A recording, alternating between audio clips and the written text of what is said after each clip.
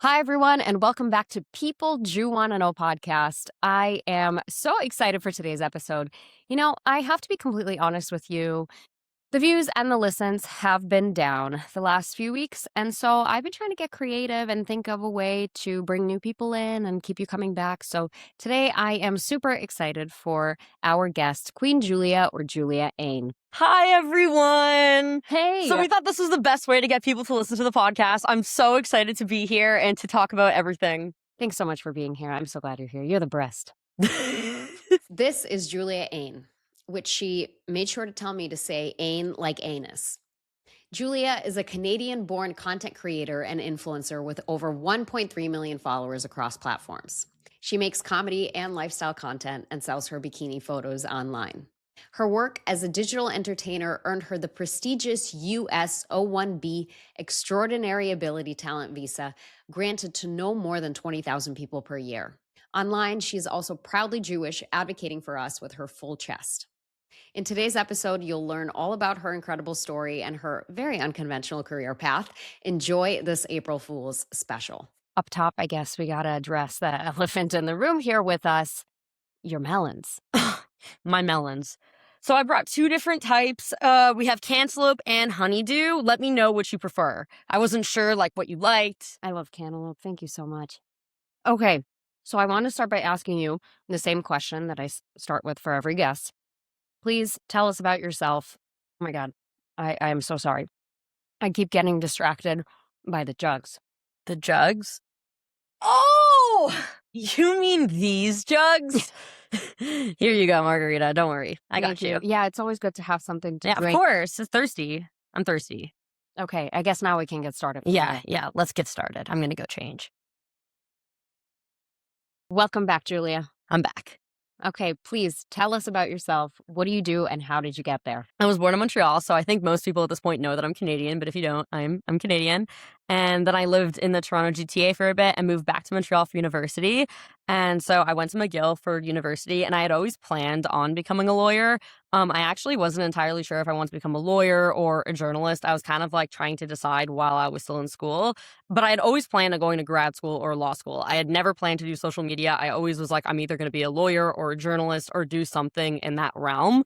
And then over COVID, I was bored during the pandemic, and actually in Montreal during that time, there was a curfew. So people were not allowed to leave their house in Montreal in 2021 past 8 p.m. You had to stay at home. And so during this time period, I started posting a lot on social media, and it randomly started to take off. And it kind of was staring at me in the face. And it's I feel like this is an opportunity that I'm not going to be able to have again. And I should kind of focus on this instead of, school will always be there. I can always go back to school if I want, but this is right now, this is a time sensitive thing. So I started taking social media seriously in 2022, and I've been doing it consistently for the past few years, but as my full-time job about just under 3 years now. So yeah, it's crazy. It's crazy. And I never expected to do this ever. I always saw myself as I'm going to go into I had straight A's in high school. I had a million extracurriculars. I did the morning announcements. I did the news. I did theater. I did everything. And I was I'm going to become a lawyer. And I had this in my head. And then it just totally switched. And I never would have been able to see myself in this position. But I love it now that I'm here. I have to say, though, that somebody that comes across your page on the internet might think of you as a funny Jewish girl with big boobs. But to do what you do at a level of a career full time, it takes business acumen. So the fact that you were a straight A student, that you went to McGill, that you're clearly gifted. And way to in make more me feel, ways way than to one. Boost my ego even more. Thanks, man. Keeping it humble. No, I do mean that sincerely. And what I want to pick your brain on is, now that you've been doing social media for 5 years, you kind of had to learn on the job. It's not like you learned to do it at school. What do you think you've learned? Man, it's all about marketing yourself. So how I make the majority of my money is literally by selling my bikini photos. I'm on an app called FanFix. It's a safe for work platform. It doesn't allow any nudity. It kind of is a cross between an Instagram and an OnlyFans. So it's different from OnlyFans because it doesn't allow nudity. But I literally sell like my bikini photos on that platform, and also just post like regular life stuff. Like I'll post little vlogs or me going to the gym, and it's a place where I get to talk to my followers. Like a lot of it is just like wholesome content, but I also do that, and that's where I make the vast majority of my money, which is insane to think that that is even how people make money. So that is, I think, also a big misconception about people who do social media, is that everyone assumes that you're doing like hardcore stuff on OnlyFans, when a lot of the times it's like genuinely not the case. There is such a range. There are so many beautiful women in the world, so many amazing, talented people. A lot of it has nothing to do with talent, actually. It's mostly about how you're able to market yourself, because there are a million people more talented than me. I can tell you that flat out. There are a million people who can sing, dance, all this talent. It's mostly not about that. It's about how you're able to market yourself. So for this job specifically, there are lots of pretty girls. It's not even mostly about that. It's literally just being able to market yourself, being able to post consistently, being able to have fans who like you and see you as an actual like real person instead of just this random like famous person. So that is what a lot of it is more about, that people kind of miss. People think, oh, it's one viral video, that's it. No, it's not. It's actually about people liking you as a person and getting attached to that and coming back day after day and watching it. And so that's what I know from doing this for so long, is that the people who are able to succeed are the people who are able to build those fans to watch them for that long of a time, that don't just like check out after like, a month or 2 months, etc. At what point did you decide that you would want to apply for the talent visa to be in the US? Oh, I always knew I wanted to move to the US. It's just really hard to immigrate to the US or even get a work visa. It is so hard. Even if you're Canadian, like people think that it's easier for Canadians to do it. It's not. It is so difficult, and I really don't know. Like you have to be like so exceptional, like basically prove otherwise that you're the only person able to do that job, that nobody in the US can do your job otherwise. Like that's the only other way to be able to immigrate. I always knew I wanted to move to the US, whether I was going to do it by going to like an American law school. That was kind of how I thought maybe I would go about it. But then with this, I was like, this is like perfect, because it's also really helpful for me to be able to do my work in the US. Like this is a central thing, is that it's actually so much better to do a lot of like content creation stuff here. There's just things that aren't accessible to Canadians. So it was so worth it for me. But yeah, so I decided in 2023 and had begun working on my application, and it took about a year for it to go through. And so I got it in 2024 in the summer. When you started out, though, you didn't start out right away with bikini pics, right? You did like No. dancing videos on TikTok. When did you make the connection that you were like, actually, I should pivot to this? Yeah. So so this is interesting. So I was actually so vehemently against it at the beginning back in 2021. Also, you have to keep in mind, I was 20 years old. I was still in university. I still had it in my head that I was going to go and go to law school and do all these things. And I kind of always saw it as, if I do this, I can't do this. It's like, oh, well, if I decide to do any type of like social media ever, like I just will never be able to get a real job as a lawyer. I'll never, whatever. So I kind of always was like, oh, if I decide to do this, then I won't become a lawyer. And so I always disregarded it. Then over maybe a year or 2 years, I just saw so many people around me, how successful they were able to become in such a short amount of time, and kind of seeing the job market around me also too kind of deteriorate around me. So in Toronto, like there's just so few good jobs. Like that's just the reality of it. Like the housing market is insane. The Canadian dollar is not good. Everything is really expensive, and there aren't really any good jobs. Same thing, Montreal is a little bit better, but just in Toronto specifically, where my family all is, it was not a great situation. And so I was kind of looking at this opportunity, and I was like, this is like unlike anything else that I can even compare it to. And I think I had a lot of stigma around it. I think that was the main reason why I didn't want to do it, is that I was like, oh, people are going to think I'm stupid if I do this. People are, going to think down on me. And I actually kind of felt that way too, almost from like people I went to university with, that it was like embarrassing to do this. It was shameful. Then as soon as I became successful at it, of course, everyone turns around and is like, oh, I want to do it too. How did you do it? I want to learn too. Because that's always how it goes. But at the time, I was a little embarrassed. I was like, oh, I think I'm above this. Like I was supposed to become a lawyer. I don't want to be selling my bikini photos. What is this? Now I look at it totally differently, because this has given me so much freedom and the ability to do so many other things and just enjoy my life in a way that I would have never been able to do had I gone to school, had I been in student debt, and honestly, probably even risking losing my job to AI. That now, I've been able to do all these other things. I see myself as being really like lucky to have had that opportunity. That's amazing. Do you think you have any advice on how to market? Be it yourself or your brand or your I business? think it goes in so many fields that you need to be unapologetically yourself, because otherwise I think things will bother you so much. Like, you need to be so confident in yourself that no matter what anyone else has to say around you, has to say to you, has to say online, like, it does not bother you. Like, for me, like, I get so many bad comments. I do not care, because I'm just like, well, I'm confident in what I post.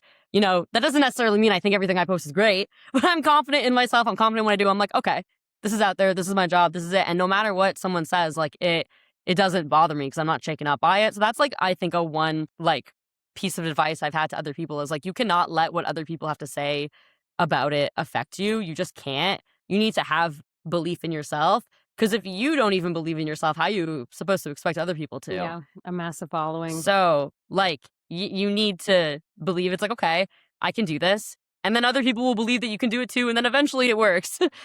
Do you ever look back on like the early content you posted and were like, why Oh my did god, I yeah, so share? much of it's so cringe. I mean, really, like, my god, I definitely look back on some of it, even stuff I posted like a year ago, and I'm like, this is so cringe. But sometimes you can't really see it until it's done. And there's nothing I've ever posted that I'm like, damn, like, I really regret that. Like, I don't really feel that way about anything. I'm just like, well, like, it's out there, and I'm pretty careful about stuff I post to begin with, but it's definitely cringe. Do I regret it? No. But do I look at it and I'm like, oof, yeah. A big part of your presence online is also the fact that you're openly Jewish Yeah. and you grew up in Canada. Both Montreal and Toronto have sizable Jewish populations there. Can you tell me a little bit about your Jewish upbringing and how Yeah. having big boobs in the Jewish community has impacted you? So I actually think it's really interesting because I really didn't grow up in a Jewish community at all. I think that's actually how why I gravitated so much like to the internet almost, is because that kind of became my community at the time. So I didn't grow up. I had one Jewish friend growing up, but it was basically only me. I was like the only Jewish person in my whole high school in the like Toronto GTA, like that's where we lived. It was basically just me. And in university, that's finally when I started making Jewish friends. But in high school, I was like pretty much totally isolated, which I actually think has given me a leg up in a lot of ways now, because I feel like the Jewish community can be very insulated and very much in its own bubble. And I feel like from a young age, I was never in that bubble. So now still, I see what, like, a lot of people who aren't Jewish think about things, have to say. And I still have a lot of friends who aren't Jewish too, where I kind of get both sides of it, where now I do have this like world and lots of Jewish friends and like my family who's Jewish and all of that, but also still can understand this other like, perspective, I guess. How has being Jewish been received by people that follow you in a more intimate environment, if you will? I'm one of the few Jewish creators who also was openly Jewish before October 7th. So I can say firsthand the change before and after October 7th. But it always, like, hatred towards Jews always existed. It was always very obvious to me. It was just done in a much more, like, covert way. Like, it was, like, now the things that are posted, nobody would have ever posted 5 years ago, but it was still, people still thought it. They just didn't have the confidence to say it. So a few examples of that. If you look back on my comments in 2021, people were still saying the same stuff. I would post a random video of me just literally existing, doing nothing. I would just be wearing my Star of David. It could be just me eating a sandwich. And then all the comments are like, free Palestine, or like, the sandwich was promised to her 3,000 years ago, or like all these things that people would still comment that, and that was before October 7th. Me not being a political figure in any way, me not even really talking about Israel whatsoever either, like none of that having to do with any of it, me basically just existing and getting all of this like attention and this negative comments. And then after October 7th, obviously that like exploded, but it was always there. There was always an underbelly. So whenever people kind of were like, oh, I could never have seen this coming, I absolutely saw this coming. Back in 2021, it was obvious then that this is the way a lot of Gen Z felt, especially Gen Z. So it wasn't surprising at all to me the way things have now gone on the internet. Didn't someone comment something on your post that was like, I wanna hate you, but you're too hot. People comment stuff like that all the time, and it's actually insane. Like, I just, like, see all this and laugh. Like, I just don't care. Like, it takes so much to bother me that I'm just like, whatever. It's kind of a compliment in a fun way. There are tons of, I'm sure, people who, like, don't like Jews that follow me that are like, "Okay, I like this one." And I'm You'll like, make "That's an terrible. exception. This Yeah. is terrible." But I'm just like, "Oh my god." Like, I mean, what am I supposed to do about that? Like, I just see it and I'm like, "Well, like, all right." Like, this is what it is. But no, it's scary for sure. Let's talk about Milky Mansion. What is a content house? Are you guys, like, getting a rental in the Hamptons and filming stuff for a weekend? Is there, like, some group chat? Like, what does it mean to be part of a content house, and how come you decided to start one? So, Milk Mansion honestly just feels like one big joke. I just can't believe sometimes that it's like taking off the way that it is. The page is at almost 400,000 followers on Instagram. Like, I'm sure by the time this episode airs, it's going to be at like way more than that. And that actually is like almost scary to me because I just never expected this many people to see it. But Milk Mansion was a collaborative effort between me and my friend Aniela, who goes by Yell Zero on Instagram. It was actually more her idea. Like, she was the one who came up with the name Milk Mansion and all of that. But I was the one who kind of connected all the girls together. So that's why about half the girls in the house are Jewish, is because it was me kind of like over the past couple years becoming friends with everyone naturally, and I just kind of gravitated towards becoming friends with the Jewish girls on the internet. It just happened. It just happened like organically. I don't really know how to explain it. I think it stemmed from a place of like them also being able to understand the way we were being looked at on online, both in like, people looking at us and being like, ooh, boobs, and also being like, ooh, Jewish, like both in that way, which was a way that almost no one else could understand. So I think that's how I gravitated more towards having Jewish friends online, which then ended up becoming what would be Milk Mansion, which I didn't realize at the time. But yeah, so it's me, Gali Galan, who's like a big creator in Israel, funny enough, Jackie, Harley, Justine. Leela has Jewish grandparents, but she's also Iranian, so we like put her in. She's also like part Jewish, and we were like, okay. And Alex. And then there's a bunch of other girls. The other half of the girls who aren't Jewish at all, they're just like, it literally is not a Jewish house. It's got nothing to do with it. It's just half of us happen to be. But so many of the comments now are like, is Israel paying you to post this? Are you getting 7K per post? And I'm like, no, like, this has nothing to do with that. This is just us like coming together to make fun videos. But yeah, that's like what Milk Mansion kind of is that it's a way for us obviously to like, you know, whatever, promote like FanFix and OnlyFans and people to like do their content and stuff. But I think foremost is just a group of friends really getting together. Like, we're not run by any management or anything. And yeah, so we rented out a house in Pennsylvania. We're renting out a house in Tampa in like a week to like record a bunch of content. But yeah, so we just do everything in bulk. Like, we do like we do like 2 months worth of content in like a week. So yeah, we all get matching outfits. That's like essential. I'm trying to think of some other stuff.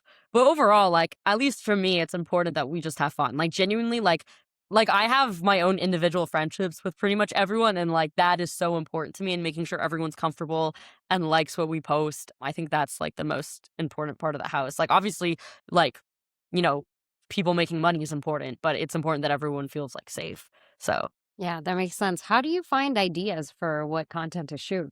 How do you think of stuff? we see what like other people are posting, but a lot of it too, for me at least, so much of my content has always been reaction based. Like, it's based off what other people have to say about me, have to say about, like, so much of it's reacting to comments. Like, I feel like even how I got popular in the first place was literally by reacting to comments. Like, it just kind of happened that way. And so we kind of will just look at what people were saying and then like react to it a lot of the times. So that's how Milk Mansion even came to be too, is that people would comment, oh, mommy milkers on our videos for the past 5 years. For my friend Aniela, some random person on the street just screamed at her randomly, got milk. Like, literally, she was just walking down the street and they screamed that at her. And she posted her reaction on TikTok and it got like 30 million views. And so that was kind of how the name was born, was a reaction based of our commenters. So I feel like a lot of our content also was like that, where it's reaction based. Even how, like, yeah, again, I became popular. People made jokes that I looked like Ben Shapiro's sister. That was like how a lot of it came to be. That was reaction based. Have you So met Ben Shapiro's sister? no, I don't think she would want to meet me, and I don't know if I'd want to meet Her her. loss. But my cousin did meet Ben Shapiro, actually, which is so funny. Like, randomly ran into him. But they definitely know who I am. There's no way at this point. Like, it's just the So meme has gone on funny. too deep, and it is way too niche. This is the thing. Like, it is such a niche meme that there's no way that I'm like, at least his sister has had to see it. Over this course, my craziest moment with that was she was pregnant like a few years ago, and that like there was a picture of her that went viral, and I dressed up as her for Purim. Like, it was literally like I took that photo and used it as like a Purim costume, and I'm just like, this was insane. But anyways, Ben Shapiro surprisingly has a great sense of humor. I have never paid attention to Ben Shapiro's sense of humor. Maybe I should. Maybe I Only should. to a sister. Oh my God. I'm sure.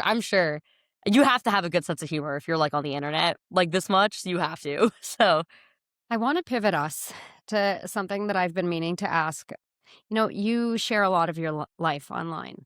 Almost, it feels like almost everything you're willing to share. Is there anything that you haven't shared online that you can share with us here today? there was a few things actually I was thinking about before coming on here that I was like, I wanted to talk about specifically because I really don't talk very deeply about my experience being a Jewish creator post October 7th. I've never really like taking the time to actually like talk about what was going on in my personal life and just like how this has affected me over the past couple years. Cause like I was saying, there's just not that many, like so many of the content creators now came after October 7th that I am like interested to see the people who were like before and after how they feel like because I now the content creators in the space, them making content after October 7th, like they chose to be in this horrific anti-Semitic like environment, knowing that it was gonna kind of be like this. I feel like some of us, the ones of us who were had a following before, were just kind of thrown into it.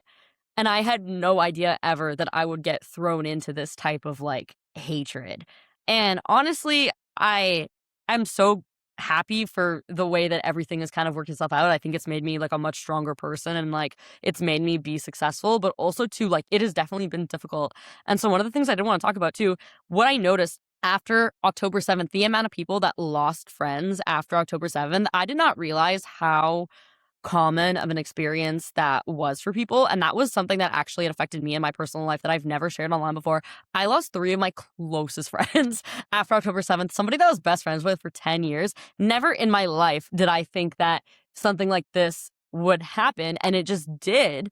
And I was actually so grateful then for everything that had happened online because it made me so confident in who I was. Like I know that like I'm a confident, proud Jewish woman that no matter like what anyone else has to say about it, this is who I am. And like, if you don't like it, too bad. And that's kind of always been my stance on that. And like being able to walk away from things that aren't good for me anymore because people just don't like who I am anymore, apparently.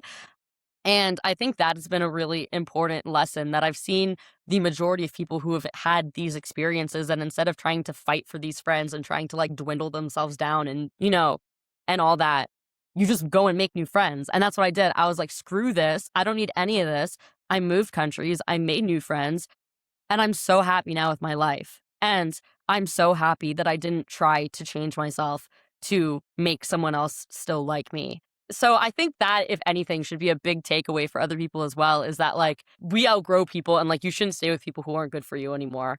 And I'm just so happy with the fact that like I'm able to now have loving friends that like, you know, I share these things with and understand this. I am not a political person. I'm not, have anything to do with the Israeli government. I'm just like a random Jewish girl from Canada. So that's the thing, that it's like, you might not like what the Israeli government does. I don't like what the Israeli government does, but I also literally can't do anything about it and have nothing to do. And like, I know for a lot of us too, after October 7th, like one of my close friends was like family friends with Hirsch. I know a lot of people were within like 1 degree of separation from somebody that was affected by October 7th. And that was a thing that I don't think other people understood, was how close like everyone was together. And so I think too that really played into it, and it's like, you just don't understand anymore where I'm coming from. These aren't random people across the world. Like, this feels like people I know this could have been me, and like, you just don't understand this anymore. And so I think that was a big transition, and I think now for the rest of my life, I will be very careful moving forward with making sure that, you know, something like this, that like we're aligned on these things, because these are things that matter to me now. Like, this is not something that's ever going to go away. And if somebody doesn't like the fact that I'm Jewish or think that Israel as a country should exist, then I'm sorry, like, we just can't be friends. Like, that's just what it is. And I'm not gonna like sacrifice like that part of myself because somebody else doesn't like it. And people now like always have something to complain about. Well, complain all you want. I don't care. This is who I am. So What about the flip side of it and being received by the Jewish community? How do you think the Jewish influencers welcomed you? honestly, pretty good. Like, honestly, I've had Good. like good experiences with almost everyone. Yeah, I think most. What's not to love? Well, I have to say, like, I've had really positive experiences with basically everyone. I don't think most people care, like, what you really like. Like, we're all equal, you know? That's it. I think a lot of people, especially like what I post, they find it interesting. And that's what I think is important too with Jewish content creators, is that you kind of see it as like, oh, like everyone imagines like Zach Sage Fox. And it's like, and that's not to bully Zach, even though sometimes I do bully Zach, but that's not to bully Zach. But it's like, there's other ways that like a Jewish content creator can look that also can be helpful. And I think this is really important too, that we are in our own echo chamber. And this is the issue with some Jewish content creators, is that they are speaking in an echo chamber. And that's why I think it's so important for people that have like an audience that isn't even mostly Jewish to still talk about these things, because it's getting to like a different group of people. But so that's why I actually think that a lot of Jewish content creators do kind of like what I post, because it's different and it's funny and it's meant to be like lighthearted. And like, that's what I think is important too, right? That like, you have people that do serious activism, and that work is so important. I don't think I could do that work. I think that work would make me just miserable.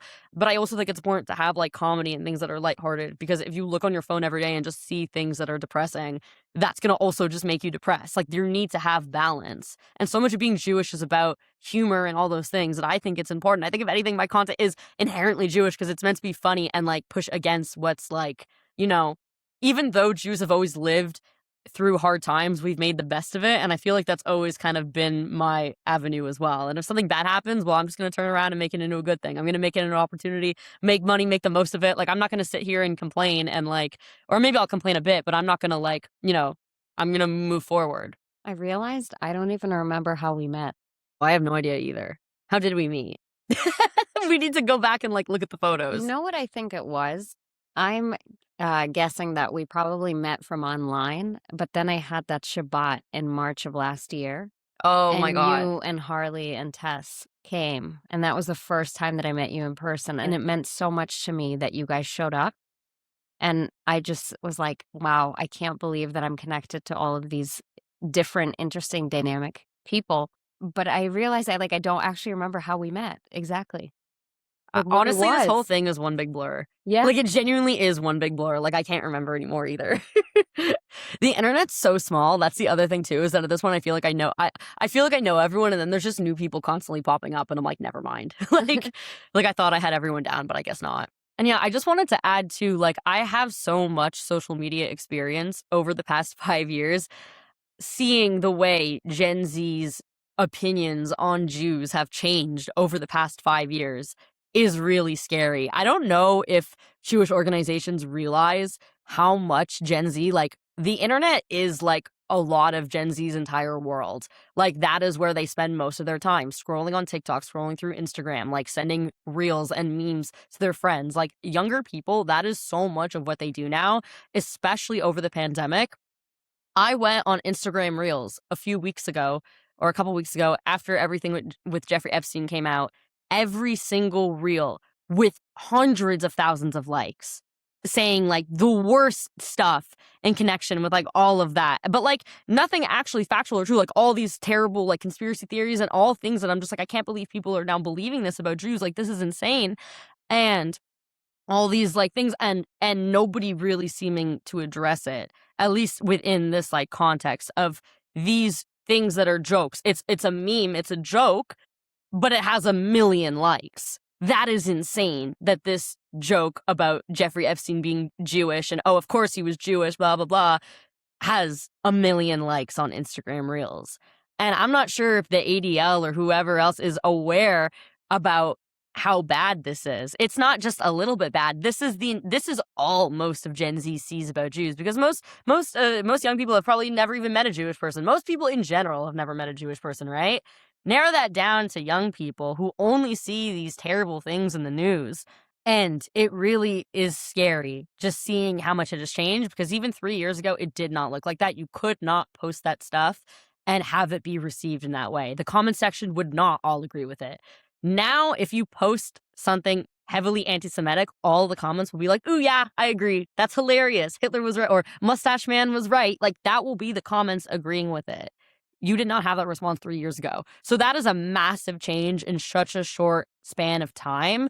And yes, some of that might be bots. Some of that might be some interference, but a lot of that is real. That is not just like, oh, fake accounts. Like, no, I can see there's been a huge change in how young people see Jews, and Jewish organizations really need to get better at social media, because that is how all young people consume information now. And I just think we are totally missing the mark, and it scares me. One of the efforts that's happening now is, my 2 cents on the matter is, it's not that the ADL doesn't know, right? They know. And whether they know if it's bad, very bad, or horrible, it doesn't matter. They know it's bad enough. They just don't know what to do. I know. I don't know what They to don't do have either. and right? And so we are all aware that there's a problem, but what is the right way to chip away at it? And one of the initiatives that I see, which is like sneaky and smart, there are organizations popping up that are philanthropically funded, and their whole thing is engaging creators who are not Jewish or do not cater to a Jewish niche to make subtle content that frames Jews positively. And this is very smart because it creates coalitions and allies. It reframes the narrative around what commentary is appropriate about Jews, framing Jews as heroes, not villains, right? So that's the approach that some smart Jewish organizations are starting to take, is investing in creators who are adjacent, who can become good allies or spokespeople for us, good ambassadors for us. I mean, that sounds great. I just don't know if older people really realize how bad it is. Like, I That's think true. it's that. I The- think it's that. I don't like. The older generation is a little bit delusional about how severe the problem is and what is required to solve it. They're using old methods that don't work. And I think the part where I would agree with you is, whether it be, one Jewish nonprofit or another, to have the hubris to continue to ask for donations when you yourself cannot go on the record and say exactly what you plan to do to combat anti-Semitism, you should sit down. Like, that's what bothers me. If Yeah. you don't know how to fix the problem, stop asking people for money. That's it. Yeah. Step I'm not out of the asking way. anyone for money. I admit full out, I don't know how to fix the problem. I know I observe all of this, and I'm scared, but I don't really know how you fix it, other than like trying to produce something positive out of it. That's always been my way, I guess, is trying to make a joke out of it, trying to make something lighthearted out of it. So I guess that actually is my way. But as an organization, I don't know how you do that. I wonder, what would you tell your younger self now, looking back at kind of where you're at? Man. You know what? Don't take anything too seriously. I actually think that might be my advice. I was thinking about this the other day. Like, we're all here for like a limited time. And I think we spend so much time being so worried about everything. Even a lot of this podcast is me worried about the future. And I am worried about the state of some things, but also like we need to enjoy the moment. Like, nothing's ever promised. And I think we need to make the most of every day. And I feel like in a lot of ways, like, Jews do that like, we care so much about community, we care so much about getting together in the holidays and being together. And that, I think, is so important, because that's what actually matters, Like, we're all here for a limited amount of time, like, make the most of it. So I feel like that is a message I would tell my younger self, is to stop worrying so much. That just, like, enjoy everything, and it's never that serious. Like, things will work themselves out. And that everything's a lot more fun when you stop taking everything so seriously, to be honest. Because I think about that now, like, I feel like my whole life's a joke, but it's like one big awesome joke. So I'm just like, it's great. Like, so that it's just better that way. Thank you so much for doing this. Tell me, how can people connect with you and keep up with your work? It's Queen Julia on like all of my socials, so can rate it. It's spelled QVEENJULIA. So yeah. Amazing. And I have one final question for you. It's one that I ask every guest. Who would you like to nominate for People Do You Want to Know? Oh, Amelia. Neurologist gay? Yeah. Perfect. Or Tess, like either one of the two. Tess, I'm sure would love to come on. If Tess comes on, we have to wear shirts. You do. Tess. Yes. We have to make shirts. But yeah, I vote Amelia or Tess. So Thanks. yeah. These are fantastic nominations. I'm so glad we got to do this. Yes, me You're too. the breast. Thanks. Margarita. Margarita has talent too. I thought she was going to show it on the podcast, but I guess not. But Margarita's secretly talented. I'm undercover. She's undercover, but she could be a part of MILF Mansion if she wanted to. Honestly, it's my dream to film like a little funny. Honestly, I think they should like try to get her on. So not to expose my mom, but one day I got a call from my mom, and I pick up the phone, and this is what I hear. And I'm like, Mom, what's wrong? And she's like, I open my Instagram and there's a video of you touching your boobs. What video is this? I need the to one see we it. made. Oh, what? Oh. What video is it? I need to see it. And it's literally the video I edited. Yes. Perfect. The one you made. And I was like, Mom, it's a joke. It's part of a podcast promo. And she's like, oh my God, Rita. Oh, that's so funny. I think my mom just saw that and laughed. Oh, that's another thing I actually would like to add in. It was very important to me throughout everything that I did that my family was supportive of it and that that they had my back, and they have always been very supportive in everything that I do. And I literally could not do this if it wasn't. My mom literally helps me take my pictures for me. She's literally like my photographer. I love you, Mom. But I literally could not do this without my family's help, and they have been very integral in a lot of my decision making. This is like where I'm comfortable with, and like I'm very grateful to have like my family's support and all that, because I know not everyone is in that position. But yeah, it also goes to show that like you could like, I don't know, like why shouldn't my family approve of this? It's a way to make money. It's a successful business. Like that's what it is in today's economy. Like come on. In this economy? In this economy. Are you an only child? No, I have a brother. Okay. Yeah, he's 19. He's awesome. Are you guys close? Yes. You have the same exact age gap that I have with my brother. Really? Yeah. Oh yeah. He feels like a baby though. Like he feels like even younger. But no, I love him. He's like. When I was younger, I made my brother take all my photos of me too. Granted, they weren't bikini shots. Maybe. Oh, my brother does not take my bikini photos. I wouldn't like scar him like that. Do you think I'm like evil? No, my mom does that. My brother edits like some stuff for me, but not anything like that. Don't worry, I wouldn't like ruin his life like that. Even if it's just a bikini photo. Still. Okay, well, thank you so much for doing this. This was delightful. Thanks, Margarita. Thanks, everyone. Thanks for having delightful. me. Double delightful. Perfect. Amazing. If you've enjoyed this podcast, please go ahead and rate us 5 stars. Be the first to hear our episodes by subscribing to People Do You Want to Know wherever you get your podcasts. And for exclusive content, follow us on Instagram at People Do You Want to Know.